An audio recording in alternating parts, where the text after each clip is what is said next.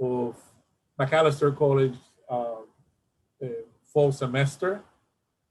The class has been organized as what we call a convergent classroom, where we weekly bring uh, experts, scholars, and wisdom holders and seekers from a whole variety of areas to join us in collegial discussion and dialogue amongst not only faculty, but members of the community and students as well.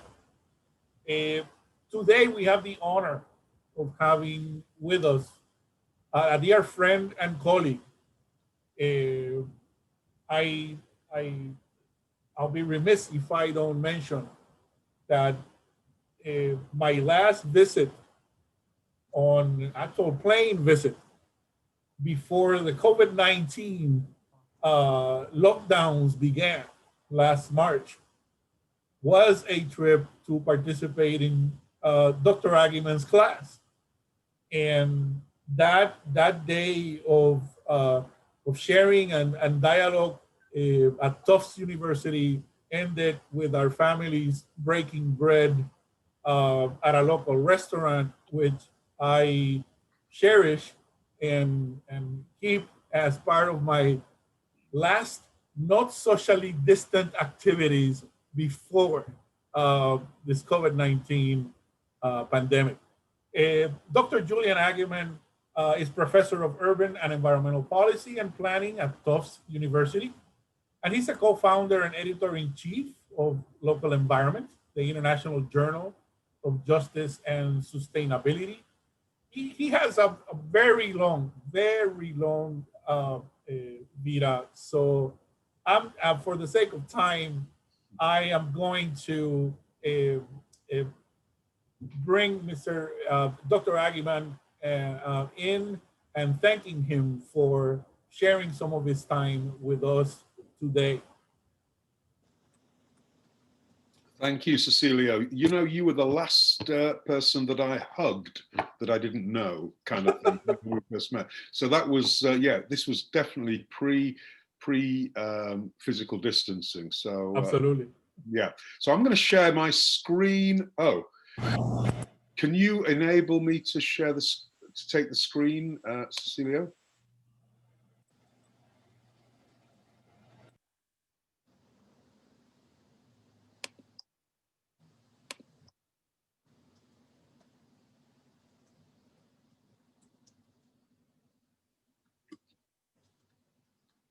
While we're just getting ready for that, I'll just say a few words.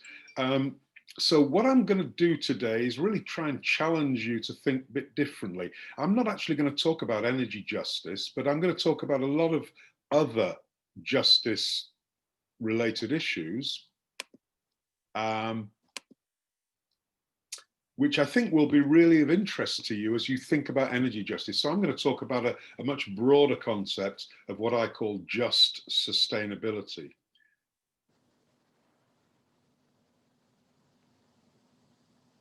Yeah, we've got your screen now, Cecilio.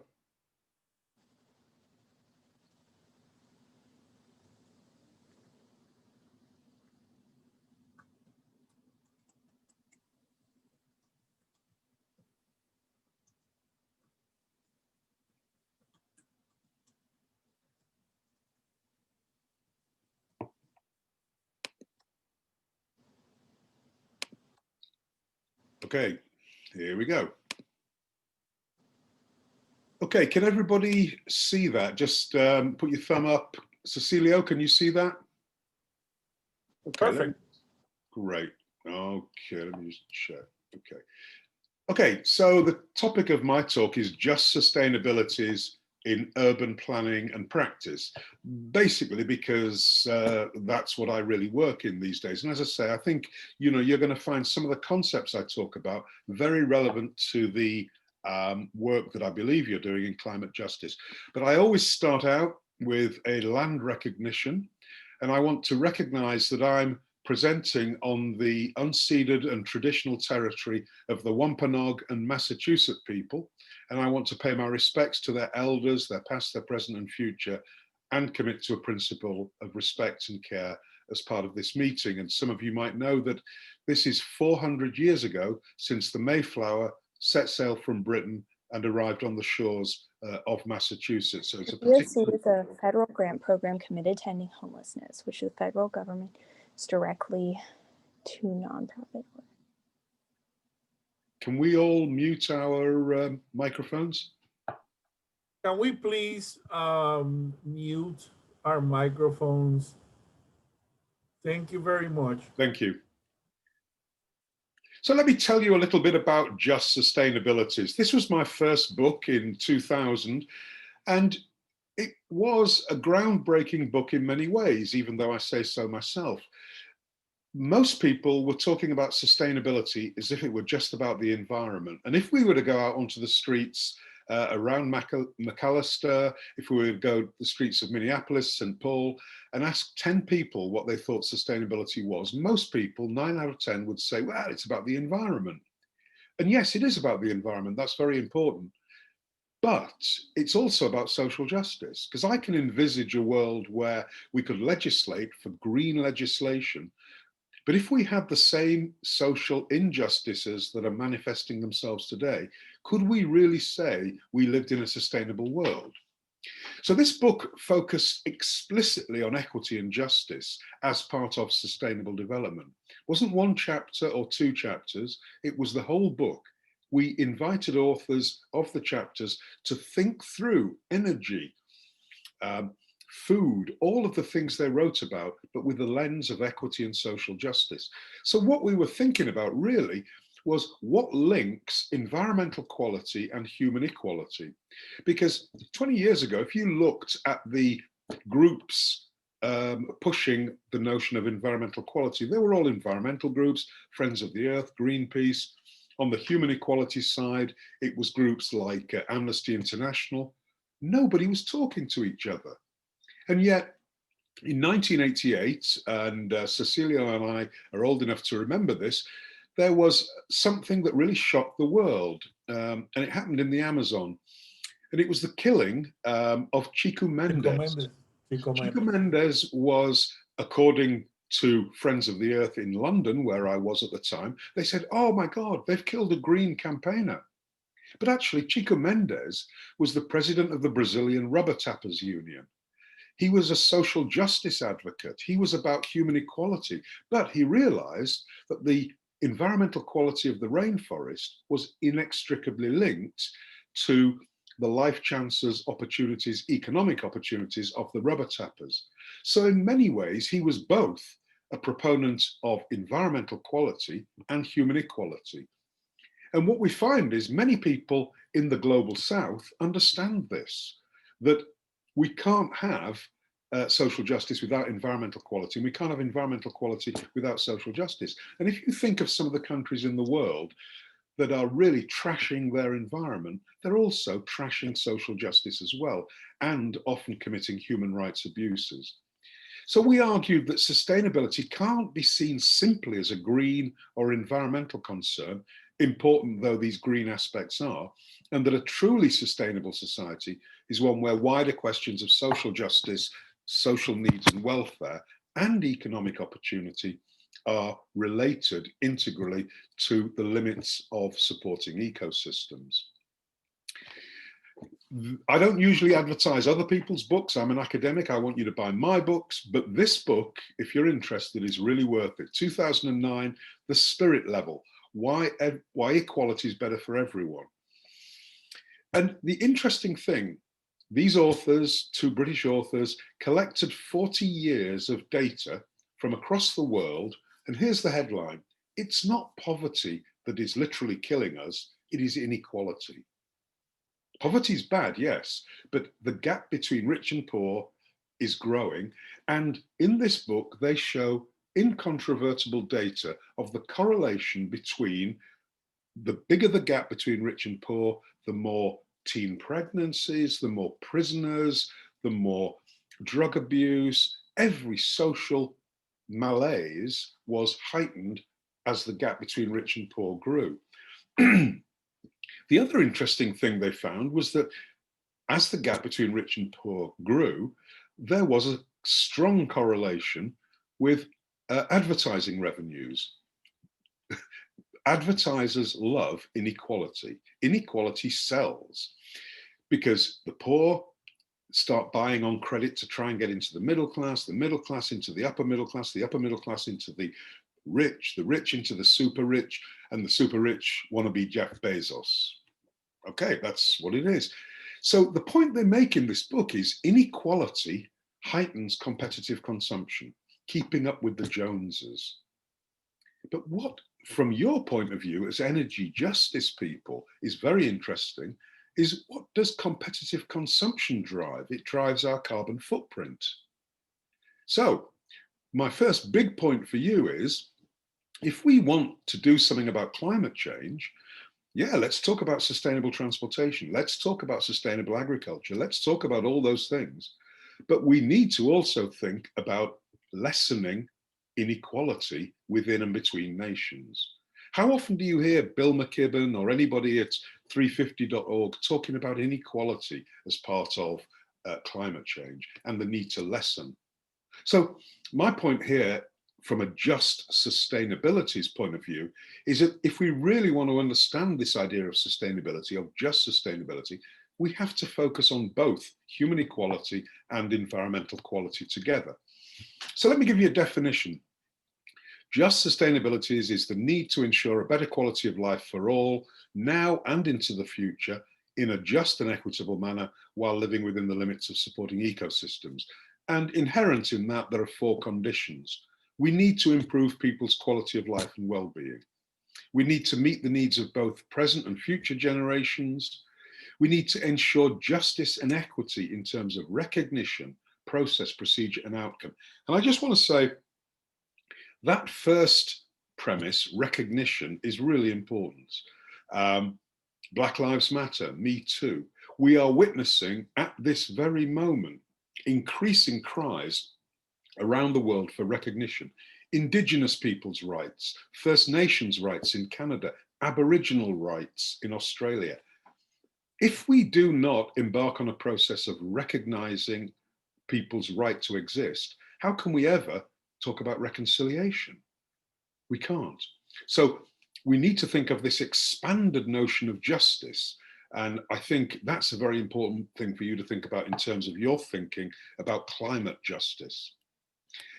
And we need to do all of these points 1, 2, and 3 within ecosystem limits. There is no planet B. There is no pipeline by which we can gather resources from another planet. And this is the so-called one planet living principle.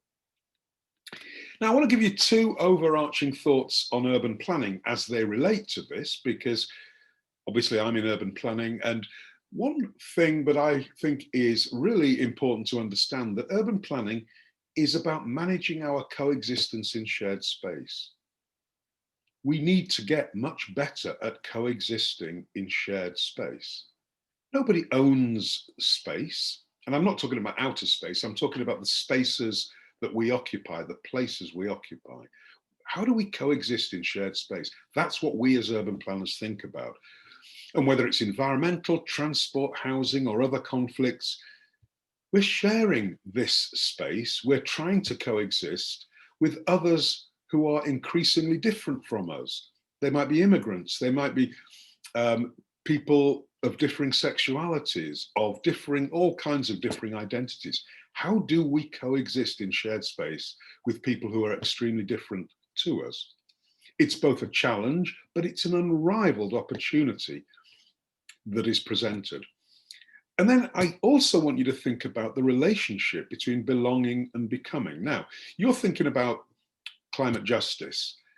As an urban planner, I think about what is the smart city? How can we make cities smart? How can we make the cities sharing cities? How can we make them resilient? How can we make them sustainable? We're all very good about thinking about the future, about vision. But what we're not so good about is thinking about who gets to belong, the recognition, the reconciliation, the difference, diversity, and inclusion. And I want us to think about balancing the two, because ultimately what our cities can become will be determined by who gets to belong in our cities. And I'm going to show you some really quite horrific ways that we are denying a right to the city. We are denying the right to belong in our cities. I also want to put to you an idea that's come to me recently. We all talk in urban planning about the need for human scale. How do we do human scale planning? Well, I want you to put an E on the word human, and I want you to think about humane scaled planning. How do we plan in a humane, dignified, non-stigmatizing way? So I think my concept of just sustainabilities helps us think through coexistence in shared space, who gets to belong, and who gets to say what our cities can become. And I want to give you 3 examples, one of which is very close to home. I want you to think about spatial justice. How do we allocate rights in urban spaces and places? I'm going to talk a little bit about Minneapolis. How does one of the most green, liberal cities in the US end up as the epicenter of our current introspection over structural racism? And then I'm going to talk to you a bit about food justice. And I'm going to ask the question, what is local food?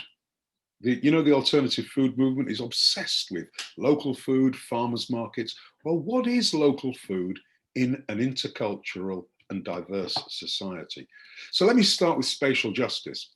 Not many cities still have physical barriers like walls. This is Jerusalem. Formerly Belfast in Northern Ireland used to have a wall.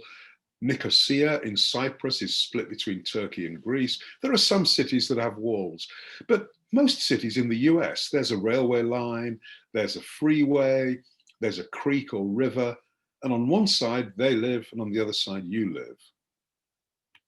And life chances on your side are better than the life chances on the other side. Life expectancy varies according to zip code. This is spatial injustice. And the idea of spatial justice is that we should not allow opportunity to be distributed geographically. Everybody should have, irrespective of where they live, what their zip code is, should have access to good life chances. Let me think about this in terms of a street. Here's 2 streets. On the right is Massachusetts Avenue, where I live in Cambridge, Massachusetts. Where the big crane is, that's Harvard Law School when they were building it 5 or 10 years ago. On the left is another street, identical width, in Södervägen, Gothenburg, Sweden. So that street's Södervägen, on the right it's Massachusetts Avenue. Those 2 streets could not be more spatially different in terms of their organization. The Swedes on the left have imposed spatial justice. You have equal access as a cyclist, a walker, a transit user, but to the left of the streetcar is the only space that private vehicles can use. What the Swedes have done is imposed a democratization on the street. On the right, on Massachusetts Avenue, it's the American way. It's the bigger your vehicle, the more right you have to public space. That's the American way. Now, things are changing. I absolutely accept that. But this is a very stark example of 2 different societal attitudes to spatial justice. And I want you to think about this. Imagine you're a kid growing up on one of those 2 streets. How does your brain work differently as you grow up, as your brain develops? How does your brain work differently if you grow up on Södervägen or on Massachusetts Avenue?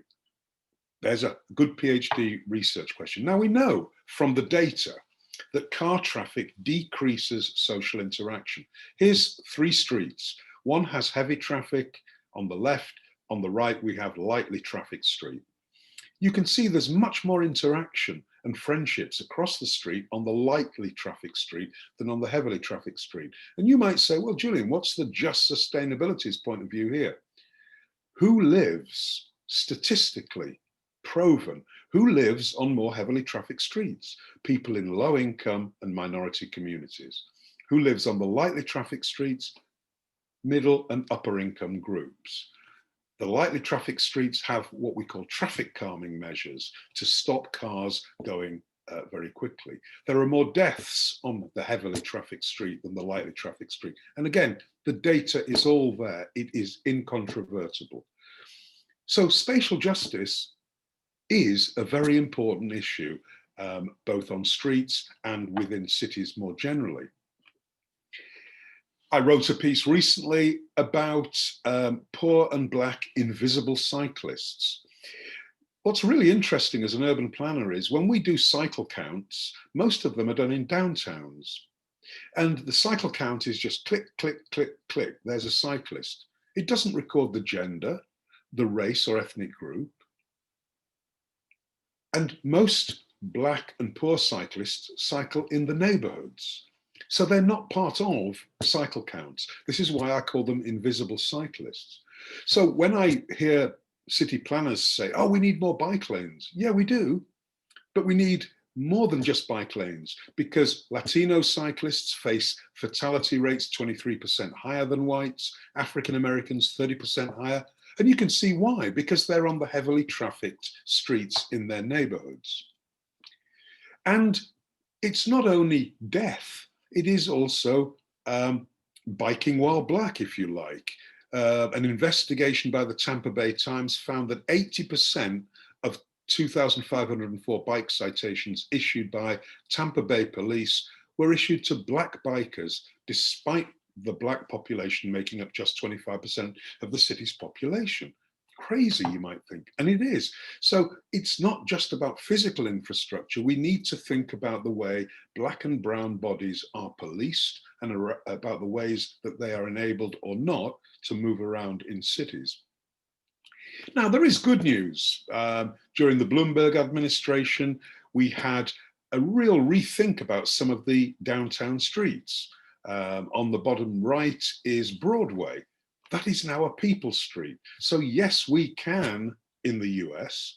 It's not just about the Swedes and the Dutch and the Danish people doing all these cool things. We can do it in the US. We need the political will to do it.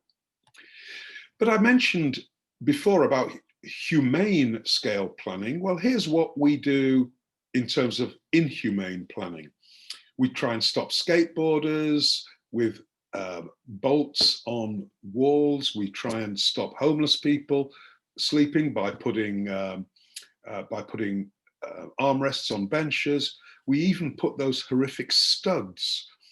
I mean, remember what we do at railway stations and places where we want to stop pigeons? We put spikes on. How inhumane can we be to put these studs to stop homeless people sleeping? Where it says rich door, poor door, that's a building in any large city in the world, but here we're focusing on the US.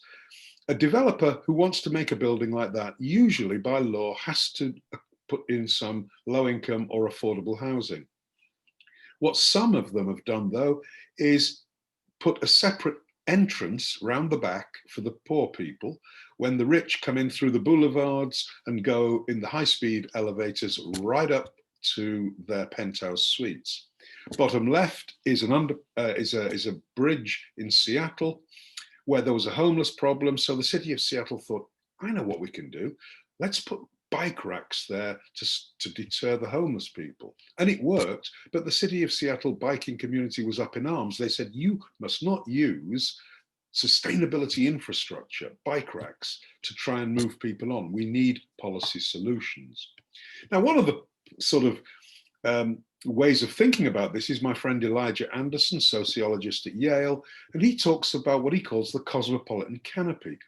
So he says most of the day we walk around the streets trying to avoid eye contact with people who don't look like us. But he says there are various places in cities, and he calls them cosmopolitan canopies. And his picture on the book cover is the Reading Terminal Market in Philadelphia. And he says these are places, spaces of civility, where we sit down next to somebody we don't know, we watch a ball game, we eat some food, we ask that other person, hey, what is that you're eating? Cosmopolitan canopies, places where people can come together across difference, coexisting in shared space, to talk about stuff that is not overtly political. It might be the ball game, it might be something else. And my question as an urban planner is, Is there a role for planning and planners and urban designers in creating cosmopolitan canopies? These spaces where people don't know each other, but they may talk. Food spaces are good at that. Spaces where kids hang out are very good. We need more of these spaces. Safe spaces where people can talk to each other, because I don't need to tell you, but rather than coming together as a nation, we are self-sorting and we are separating as a nation. Now, one of the urban design solutions to spatial injustice is complete streets. And I've given you here some examples from Massachusetts and one on the right from Toronto.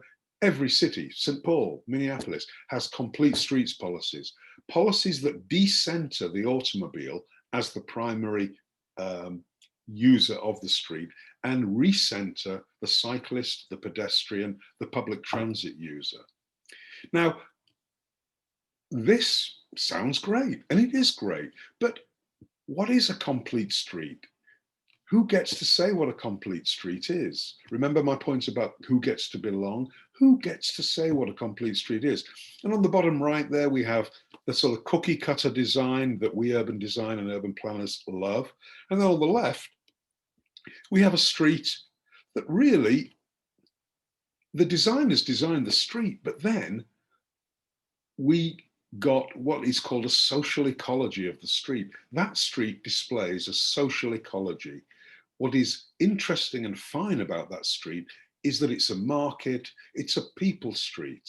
You can't drive down it. People have taken over.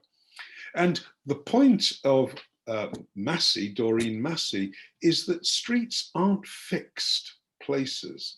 They are constantly shifting articulations of social relations through time. And so my critique is, who gets to define what a complete street is? And within that, how can we stop urban designers from disconnecting streets from the social, structural, symbolic, and discursive historical realities? Streets are a product of who is in the neighborhood.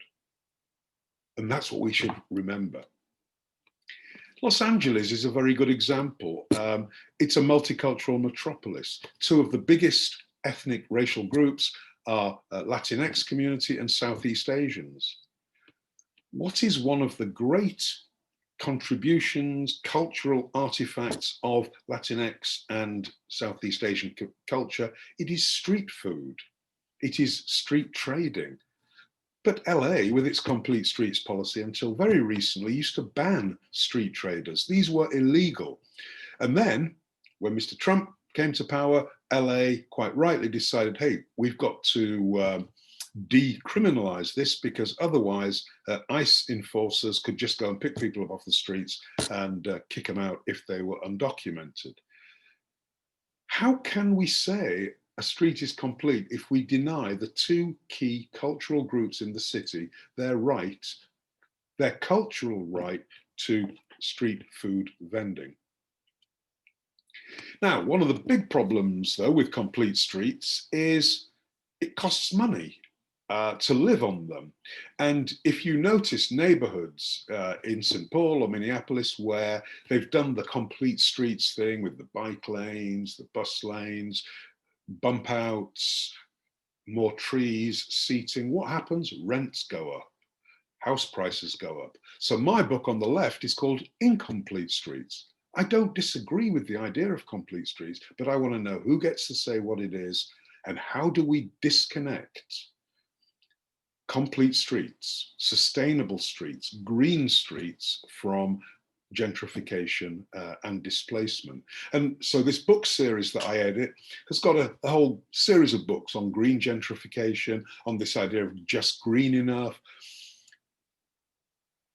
The other point I want to make here is some neighborhoods connected by these green streets are becoming what we call green lined. Now, you may all know about redlining. Redlining was the process, the racist process of putting red lines around certain neighborhoods in the 30s, 40s, and 50s. And if you were in those neighborhoods, which were largely Black, Asian, Latinx neighborhoods, you couldn't get loans for home improvement or for mortgages. So the neighborhood went into a downward spiral and was then sort of colonized by incomers. So greenlining that's happening today is not explicitly racist, but you have to earn a lot of money to be able to buy the houses in those neighborhoods. And the key metric of urban sustainability is what's called walkability. How walkable is your neighborhood? That's the #1 urban sustainability metric. And of course, we want more people to walk. And there is an app, of course, to measure walkability, and it's called Walk Score. And when I bought my house here in Cambridge, Massachusetts, I found I have a 93 walk score. That's very, very good. People have done research and found that for every point increase in walk score, there's about a $5,000 increase in the house price. And that was a few years ago. It's probably more than that now. But I want you to know who owns the app for Walk Score. It's Redfin, the realty company. Let's get this. A realty company owns the app that measures the key sustainability metric in urban areas.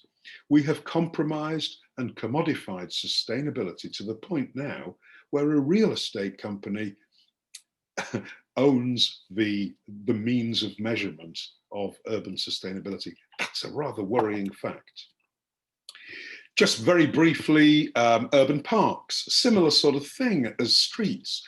How do we design, manage, and program parks in ways that don't exclude people, but include people? Because many parks tend to have been designed a long time ago when societies were more homogenous. How do we design in ways that increase inclusivity and cultural integration? And there is a theory in social science called contact theory, and it says the more experiences you have of meeting people in spaces where you can talk and begin to understand them, then the more likely you are to be pro-diversity, pro-inclusion. And this happened in a very strong way in Britain in the Brexit negotiations. Brexit was not about economic separation from Europe. It was about, excuse me, it was about not wanting any more immigrants. And the cities in the UK that were most diverse voted to stay in Europe. It was the small towns and villages where people had not had contact with immigrants that were much more likely to have a bad impression. So contact theory really works. So let's try and think of urban spaces, streets, parks, as spaces that we could engage with people who are different to us. Now, one very interesting thing about this is Boston. Boston is now a majority minority city. Immigrants and people of color make up over 50% of the population. And the city council is changing. But there are groups like Friends of the Park organizations, and you'll know of these in your city. Friends of organizations tend to be very exclusive, often white, middle and upper middle class, people who can fundraise, people with access to networks. So the question is, who will decide Boston's future? If we have an increasingly diverse city council, yet immigrants, people of color are not represented on some of these friends of groups who are the people basically who decide the future of parks. So I'm just trying here to introduce you to some of the tensions that we can face during these times of change. And we are changing as a nation, as you know. Now, one of ways of thinking about this notion of belonging is what I call landscape links. So on the River Charles, the Charles River in Boston, there is a park called Herta Park. And here's a quote from a Guatemalan American. He says, "I think one of the reasons that place is so popular with us Latinos is because of the willows. Willows in Guatemala are very common. They grow beside rivers. We Guatemalan Americans like Herta Park because it looks like home." Maybe we can start to try and think about designing parks in ways that make people feel at home. In Copenhagen, there is a district that is very, very heavily immigrant, very diverse district called Nørrebro. And there's a linear park called Superkielen Park that goes through it.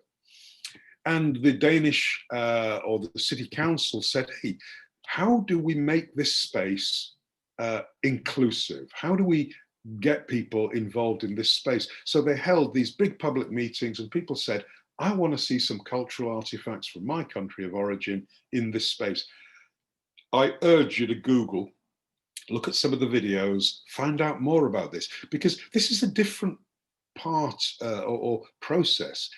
This is a conscious public policy and planning effort to design in encounter through integrating community wishes about what should be in the park.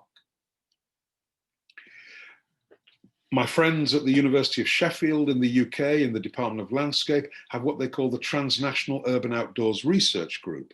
This is a group of people who undertake deep ethnographic research. They urge us, urban planners, urban designers, to do these deep ethnographies with communities so that we don't just go on demographic data. Oh, 30% of the neighborhood is white, 50% is African American, 20%. That doesn't mean anything. Those demographic data don't mean anything unless you go beneath and learn about personal and community histories through a deep ethnographic process. And there's a great article in my journal that Cecilio mentioned, Local Environment, called Ethnographic Understandings of Ethnically Diverse Neighborhoods to Inform Urban Design Practice. We know what we should be doing. Not many of us are actually doing it. Okay, let me bring it a little bit closer to home. Minneapolis. Is it a green utopia? It's got the best park system in the US. It's one of the best cities in the US for exercise, one of the fittest cities. It's got the third most bike commuters. It is, quote, the miracle of Minneapolis. No other place mixes affordability, opportunity, and wealth so well. Okay, that's if you're white. But on the other hand, scratch below the surface, and the same could be said of Portland, Oregon. It's the same thing, super green city, but scratch below the surface and you have a racist hell. This is what I mean by just sustainabilities, or rather unjust sustainabilities. At the green level of analysis, Minneapolis is doing fine, but it's not doing so well in terms of race issues. Racial inequality in Minneapolis is among the worst in the nation. The black-white income gap is the biggest in the nation. The black-white home ownership gap, the so-called wealth gap, is second only, I think, to Milwaukee. And the achievement gap in K through 12 schools is huge for Indigenous and African-American students especially. So why is this? Why is Minneapolis this bipolar city? Well, there's a really interesting project called Mapping Prejudice as part of University of Minnesota. And Kirsten Delegard said, all that civic rhetoric about Minneapolis being a model metropolis at the cutting edge of great urban planning obscures darker truths about the city. What are those darker truths? Well, you might not know this, but from the early let me just say from the outset, in the 18th and very early 19th century, Minneapolis was quite an integrated city. Small African-American population, but it was spread out all over Minneapolis. But then, in the early 1900s to the 1960s, came racialized covenants. If you wanted to rent or buy, there would be a covenant, and it would say, this property is only to be sold or rented by people of the Caucasian race, no Mongoloid, Oriental, Negroid, but horrible, horrible racist language. But these covenants existed until the 60s. Add to that, until 1917, when it was outlawed by the Supreme Court, there was racialized zoning. The zoning of Minneapolis was racialized until 1917. And then clever city councils said, well, okay, we can't do racist zoning, but what we can do is single family zoning, which means racism by the back door, because we know who can afford single family homes. People on low incomes and people of color generally can't. And that made up a whopping 70% of the residential land of Minneapolis, 15% in New York. So Minneapolis has one of the, or had one of the highest levels of single family zoning. And then you add to that redlining, this process of selecting certain low income and black neighborhoods for no loans, no government loans, no private loans. All of this adds up to racial segregation then and now. In the United States, and this is no different from many other cities in the United States, no different from many other cities, there's only one country in the world that did it better than us, and that was South Africa under apartheid. Heather Worthington, the former now director of long-range planning, said there is a direct linkage between those practices in the late 19th and early 20th century and today's modern zoning plans. Part of the impetus for changing how we view land use is to try to undo those impacts. I put it rather more strongly, urban planning is the spatial toolkit for articulating, implementing, and maintaining white supremacy, and we can do something about it. The good news is Minneapolis is doing something about it. It has, as you know, a very progressive city council. I've met Jacob Fry, 37 years old, great guy. Number one priority of Minneapolis 2040 plan is to eliminate disparities, seeing all communities fully thrive regardless of race, ethnicity, gender, country of origin, religion, or zip code, having eliminated deep-rooted disparities in wealth, opportunity, housing, safety, and health. So part of the first thing that they did was to end. This was very brave. No other city in the US had done it. Minneapolis ended in 2018 single-family zoning and allowing duplexes and triplexes on single-family land, single-family zoned land. This also included in what's called inclusionary zoning, requiring new apartment projects to include a minimum of 10% of units for low to moderate income people. So Portland is a similar progressive city council. They're trying to do something. Minneapolis is trying to do something. But there's another thing I want to just give you to think about. Now, you've all been part of, and you've volunteered with, and you've seen non-profits or government departments or even political parties. Here's a question. If your organization doesn't look like the community it serves, are you legitimate? Are you trusted? Can you even do what your mission statement says you should be able to do? And then I want to jump back to Minneapolis and say 93% of Minneapolis police don't live in Minneapolis. They come in from the outer suburbs and peri-urban areas. That's a problem when your police force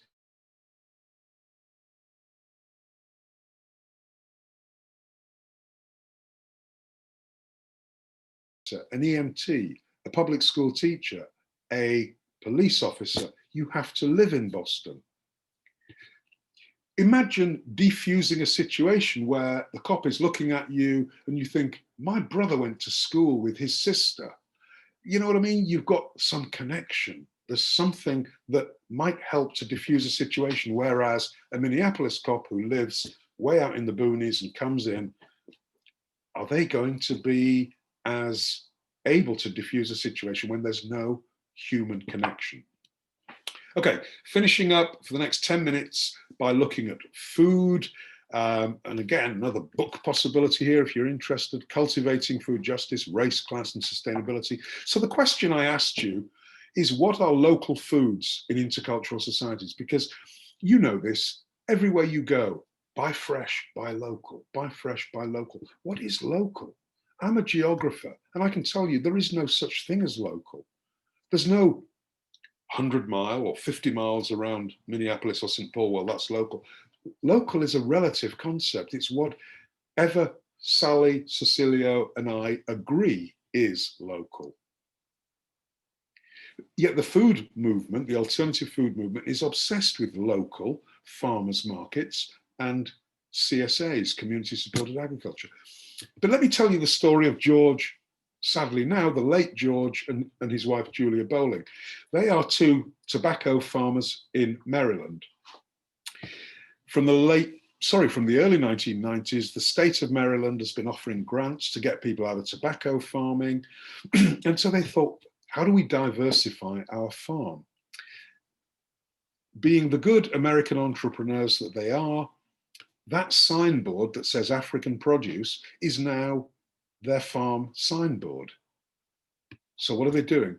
They did a bit of research. They found that just across the border in DC, there are 120,000 Africans, many middle and upper middle class, doctors, diplomats, lawyers, surgeons, professors, who want to eat African food, but African food that is grown locally. They don't want it flown in, they don't want it frozen, they don't want it dried. They want to eat African food grown locally. So entrepreneurs, George and Julia, said, let's find out what we can grow in Maryland and sell to the Africans. So they talked to the University of Maryland Extension Program, and the University of Maryland Extension Program, and I can give you a copy of this. They produced a list. They did trials. They produced a list of what will grow, what the cultivation requirements are. They even produced a list of recipes as well. What are local foods if Africans in DC want to eat food that is grown 50 miles away in Maryland? I want to introduce the term culturally appropriate foods here. Increasingly in our different diverse cities, cultures here in the United States, people want culturally appropriate foods. Who are we to say in Maryland or Massachusetts or Minnesota, no, that's not local because it didn't grow here naturally? So I want to introduce, one, local is a relative concept. And two, maybe local is also a cultural concept rather than a physical geographic concept. Now, the same with the Filipinos in San Diego, huge Filipino community in San Diego. And this PhD student, she's now a professor, Jimenez Valiente Neighbors, she did some research on Filipino immigrants, and she asked them questions like, what is local food? And they said, it's what we eat, what we grow in our yards. So I want to also suggest to you here that the idea of translocalism, the Filipinos, the Africans, bring with them their own local. They want their own foods. Who are we to say, as a welcoming society, that's not local, you can't grow that here, we can't do that. In Metro Vancouver in Canada, 15 to 20% of the farmers are Chinese Canadians, 15 to 20%. But the Chinese Canadians, and you can see a guy there with this farm, interestingly as well from an urban planning point of view, is you can see how that house has been added onto. The Chinese want to live in multi-generational communities. Very, very sensible. Grandma, maybe even great-grandma, the kids, the grandkids. People look after themselves. They are less of a burden on hospice care, on nursery care, etc., living in multi-generational communities. But that's a whole nother story about how urban planning doesn't like that kind of building. The point I want to make here is that these farmers, the Chinese Canadians, they don't use the traditional white farmers markets. They've set up their own network in the Vancouver metro region of Chinese markets and stores on roadsides, in community centres, etc. And I gave this talk in Vancouver about 10 years ago, and a young Kenyan woman who just moved to Vancouver, she said, Julian, I shop at the Chinese markets because one, it's cheaper, and two, they grow the food that I want to eat. Chinese entrepreneurialism at its best. So again, there, just three examples: the Filipinos, the Chinese Canadians, the Africans in DC, all extending, problematizing our notion of what local is. One of the saddest things of the last 20 years was that the biggest urban farm in the US, the Latinx South Central farm in LA, was bulldozed And it's still not even used, but the owner just, you know, spiteful, whatever. These two women here are gardening in a way that is not only culturally appropriate, but this garden looks like the garden they had back in Oaxaca. And whenever I read what I'm going to read to you now, I get a shiver down my spine because I just think it's so beautiful and evocative of what the potential of this great nation is. I planted this garden because it's a little space like home. We grow the same plants that I had back in my garden in Oaxaca. We can eat like we ate at home, and this makes us feel like ourselves. It allows us to keep a part of who we are after coming to the United States. Just let that sink in. What they are doing is they are building what I'm calling here an autotopography. They are inscribing their individual and cultural lives on the urban landscape. It's an autotopography. They're not saying we don't want to be part of America, but they're saying a part of us still lives in Oaxaca. And what's really interesting for me, and I'll show you my latest book in a minute, is how food is an umbilical link between where you're from and where you are now. And people carry that link as little scribbled recipes from grandma or an uncle or an aunt, and that this is part of the continuity of the immigrant experience. We also have what's called refugee agriculture. There are 50 farms around the United States, and this is New Roots Farm in San Diego. My own university, Tufts, participates in New Entry Farm in Lowell, Massachusetts, where the Hmong community is predominant. These are places where people have come from around the world and they can get a first footing in US agriculture. It's no different from what the Scandinavians, the Germans, and the Dutch did 200 years ago. But these growers are more likely to be rural subsistence farmers from Africa, Asia, Eastern Europe, and settling in New York, Burlington, Lowell, Minneapolis, Phoenix, San Diego. Who knew? You guys didn't. I didn't till I'd read about this, that there is all of this difference and diversity of ideas contributing to the mix that is now US agriculture. It's not all about these little local farms, mom and pop farms.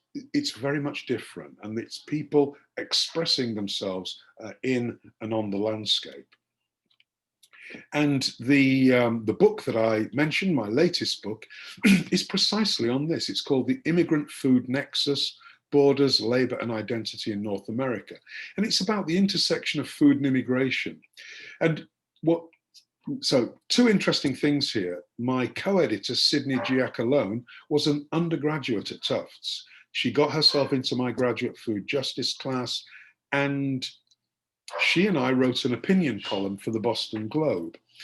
And this was in February 2017. And we said, wow, President Trump is saying that he wants to get rid of all undocumented workers. Does President Trump know that 70% of people who work on the food chain from the fields to the restaurants are undocumented? Does President Trump know that if he kicked them all out, food prices would go through the roof in the United States, because our broken system relies on this modern slave labor? Now, we weren't saying this as a good reason not to get rid of undocumented workers. We were saying this opens up a nice point for discussion about the roles of immigration in our food process in the United States, but also we can't talk about food without talking about immigrants. So I think if you're interested in this and the problematizing of this, our food system, then this would be a book for you to take a look at. So let me just summarize, and then we can have a discussion. This concept of just sustainabilities is about managing our coexistence in shared space.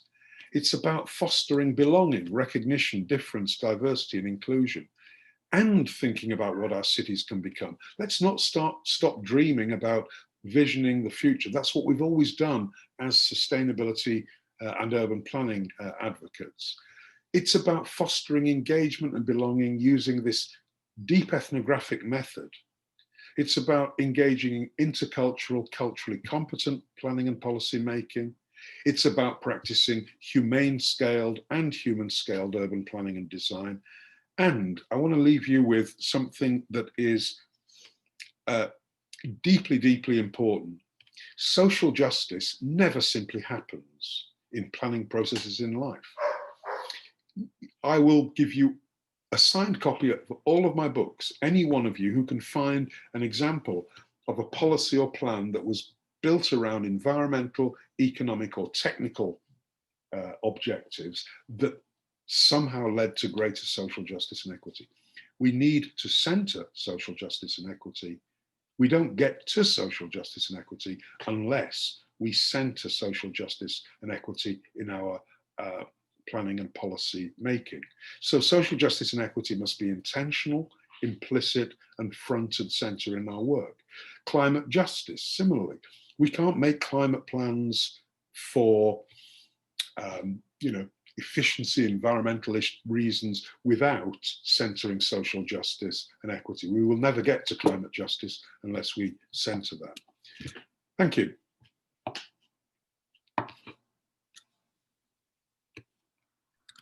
Thank you very much, Dr. Agyeman. As always, deep and thoughtful presentation. And we open the floor now to questions. I see a lot of clapping. That's good. Those are nice. Those are always good.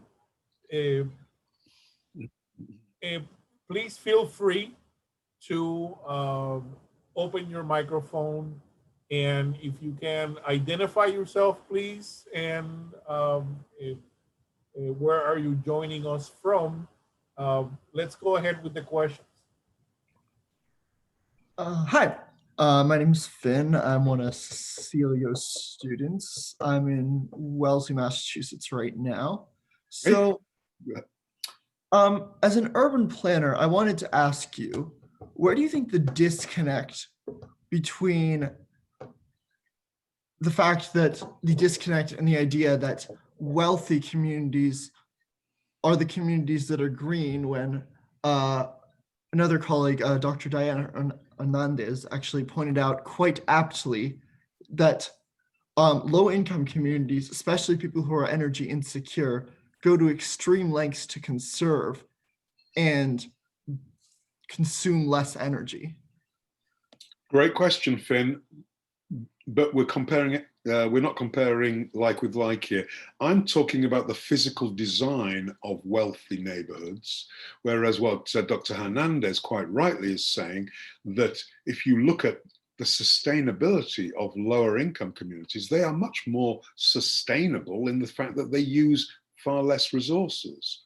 It's just really interesting. I was on a PhD committee for a doctoral student in Stockholm, Sweden. And she was studying immigrants to Sweden and how and if these immigrants to Sweden became Swedish, became thinking about Swedishness. And they made precisely the point that Dr. Hernandez made, that some of these immigrants said, we are much more sustainable than you Swedes. You know, you have 2 foreign holidays a year, you have your cabin in the mountains, you have 2 cars. We don't. We're much more sustainable than you. Don't try and tell us what sustainability means. So Finn, absolutely agree, but I'm talking here about the physical neighborhood of wealthier people. You can hear my dog in the background. I apologize for that. But yeah, but great question on that. Great question, Finn. Indeed, great question indeed. This is all about trying to make those connections and make sense of the different levels of analysis. Absolutely. I mean, and you know, and that would be, you know, I might even contact Dr. Hernandez about a paper there, because that is a paradox. It is a paradox, and a very interesting one at that. Shannon, you had your hand up. Hi, I'm Shannon. I am also one of Cecilia's students, and I am located in the Twin Cities metro area right now. And I was wondering if you could talk more about your vision for this kind of like transition if you think that it should be more of a like bottom up grassroots movement or a top down enforcement movement or both, and like what role you see that playing in. Right. So I want to challenge you, Shannon, not to think about transition, but transformation. Transition could mean transitioning from one inherently unsustainable state, like now, to another inherently unsustainable state, whereas transformation implies an improvement in equity, social justice, in people's quality of life and well-being. So first thing, yeah, let's think about transformation, not transition. And it annoys me that we keep talking about a green transition, a just transition. We want a green transformation, a just transformation. And yes, so to your substantive question, I want both. I have spent a lot of time looking at visionary leaders. I'm hoping next year we will have a new visionary leader. Councillor Michelle Wu will become Mayor of Boston, I hope. She has produced an amazing Green New Deal for Boston, which is getting a lot of buy-in from community organizations. So you can see there, you know, she and the organizations themselves are working towards a common purpose. I look at a lot of the great examples of urban transformation, and actually they're in Latin America. Medellin, Colombia, which has gone from the Coke capital of the world and the headquarters of the, and I always forget his name, that cartel. It's gone from that into an amazing city where they've cut crime considerably. And how have they done this? By the vision from the Medellin Academy of social urbanism. Social urbanism says we devote resources primarily to lower income neighborhoods. And so they've improved the lives of people through broadband access, libraries, community spaces, maker spaces. They've got this fantastic new transit system called Metro Cable. And all the money to fund this, and they're very fortunate in Medellin, has come from the city's own public utility, which donates a certain amount, usually I think it's about $200 or $300 million a year to the city to do these social urbanist projects. The city of Belo Horizonte, which in the early 90s developed what Francis Moore Lappe, the food writer, called the city that abolished hunger. This happened through the visionary leadership of Mayor Patras Ananes, but yet hasn't been dismantled by successive administrations because it's very popular. There's a network of about 50 what are called people's restaurants, where for $1, graduate students, unemployed, homeless people can get food, nutritious food. What's the principle behind this transformation in Belo Horizonte? The Brazilian constitutional right to food, food with dignity, and social justice. Again, it's about my last point, centering social justice at this as part of the DNA of your policy making. It doesn't happen unless you do that. When are we going to get a US city that does this? The most remarkable thing about Belo Horizonte, though, is that there is a network of 200 city markets. It's a city of about 4 million people. And the prices are fixed. Get this. In a capitalist country, the prices are fixed. And the private sector retailers have to sell a basket of 20 essential products at a fixed price. They can sell the others at whatever price they want. And this costs between 1% and 2% of the city's budget.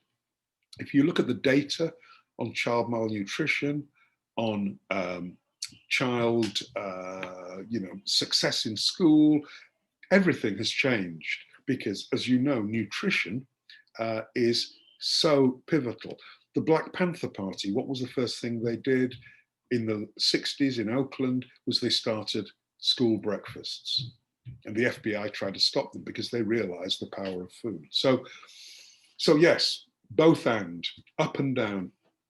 And Shannon, I think the important point here is that it's not just up and down, there is a synergistic relationship as a result of that kind of working.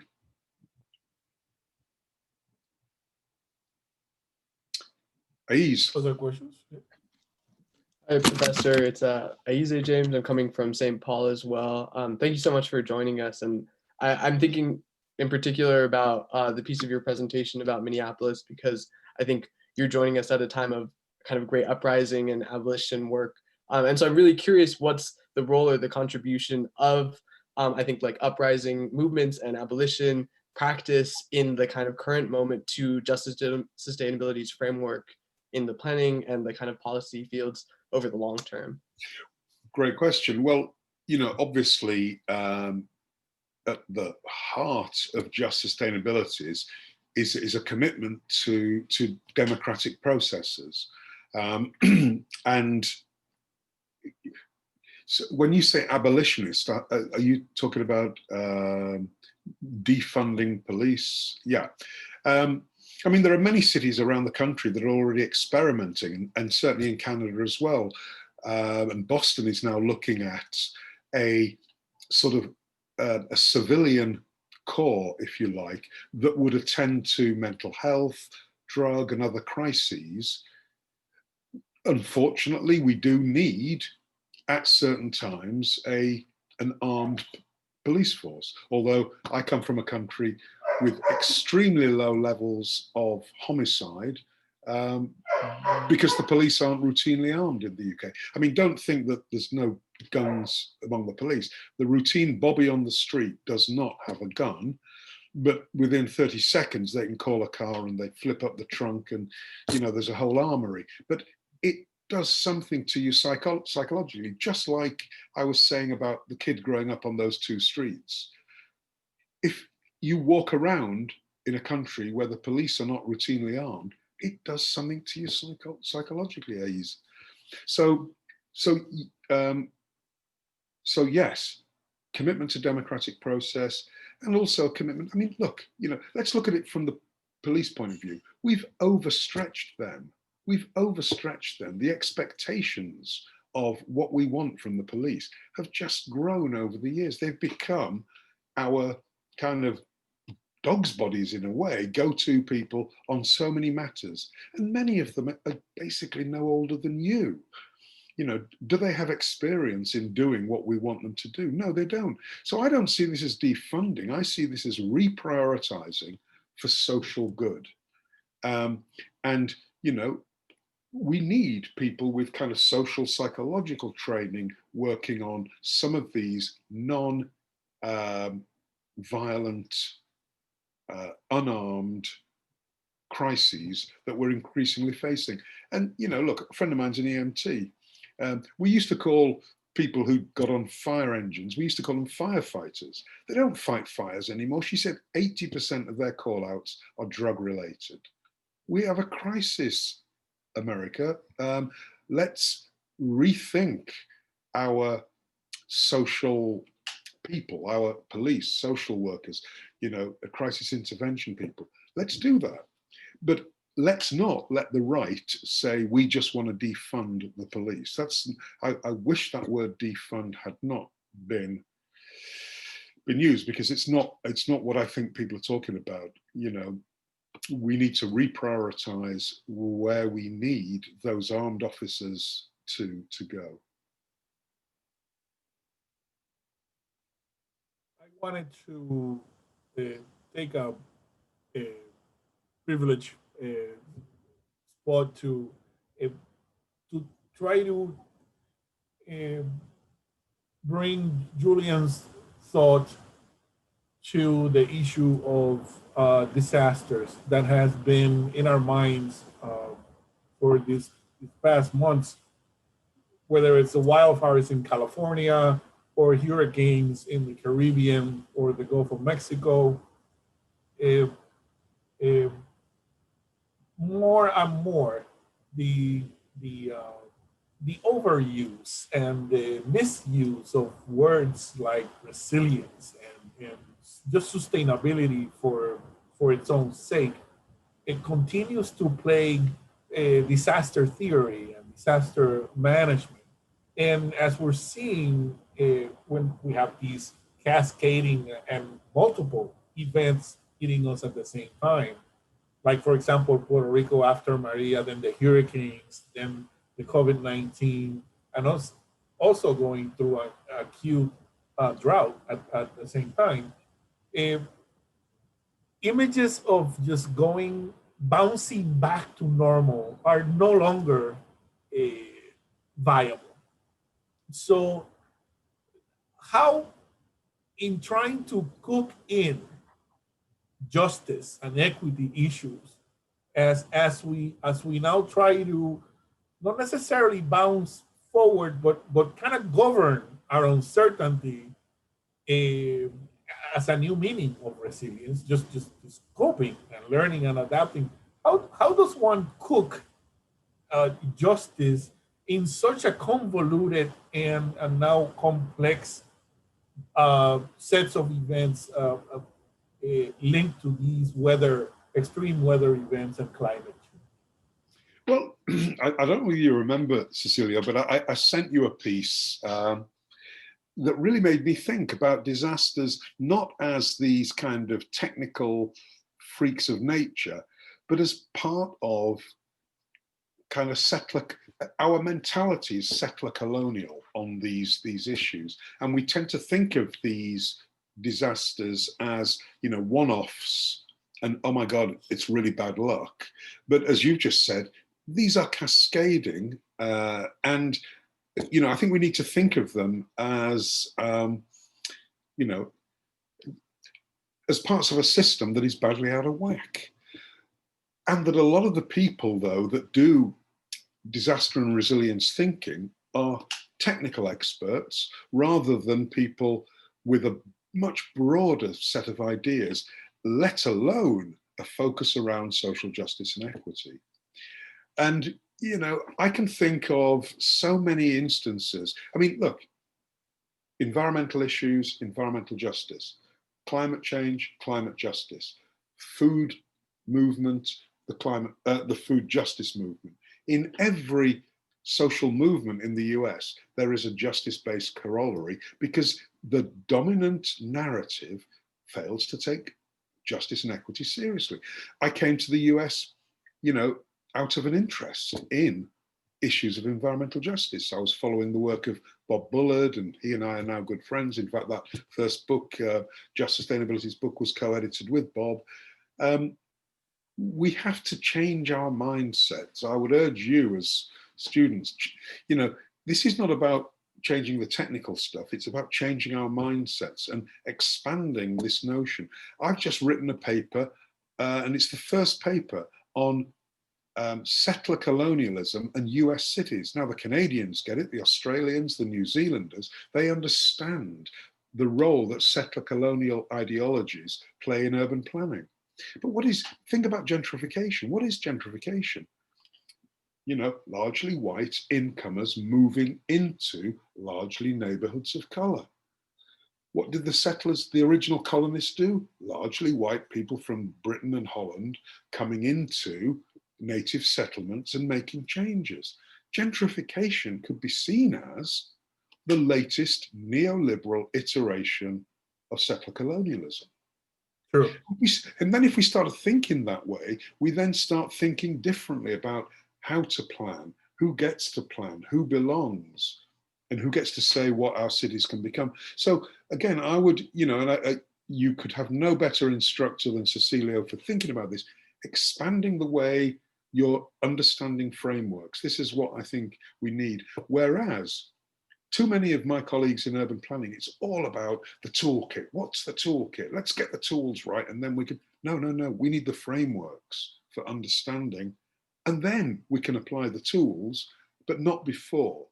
Too many of my students come, first day orientation, Julian, just give me the planning toolkit, give me the tools and techniques, and I'll go out and do good stuff. And I say, well, no, you won't, because you need to understand the contexts in which you're working. You need to have a framework for change within your own mind. Thank you very much. Absolutely. Cecilio, a pleasure. Pleasure to meet all you guys. I'm really happy as well. If you didn't get a chance to ask me a question, email me. I'll supply a PDF of the slides to Cecilio so that if you need to get some wording or anything, but I think you've got the transcript. But I'm happy to entertain email questions as well from any of you. And if any of you are thinking about urban planning at grad school, talk to me. There you go. There you go. Thank you all for joining us today. Thank you, Julian, for a tremendous presentation. Great. Thanks, Marla. See you soon. Take care, my friend. Take care. See you soon.